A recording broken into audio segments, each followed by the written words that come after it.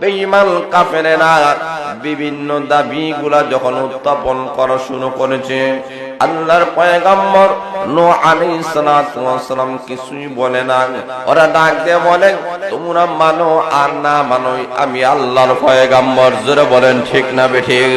আবার মহান আল্লাহ আমাকে মনোনীত করেন তোমাদের জন্য নবী হিসেবে পাঠিয়েছে।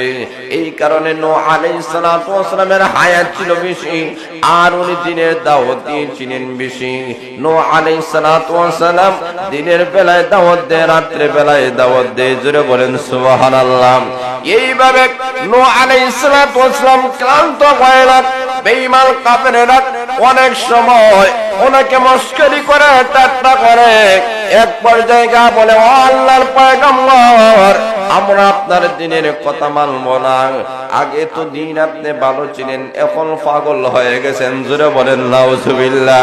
শুধুমাত্র তাই নয়, তারা ডাক দিয়ে বলেন, ওগো আল্লাহর পয়গম্বর, আপনি যদি আমাদেরকে দিনের দাওয়াত দেন, তাহলে আমরা বললাম পাথরের মাধ্যমে আঘাত করে করে আপনাকে দুনিয়া থেকে বিদায় করে দিব। জোরে বলেন নাউজুবিল্লাহ। নূহ আলাইহিস সালাতু ওয়াস সালাম বলেন, পাথরের মাধ্যমে আঘাত করে করে আমাকে রক্তাক্ত করতে পারো, কিন্তু আল্লাহর কসম করে বলি, একটা সেকেন্ডের জন্য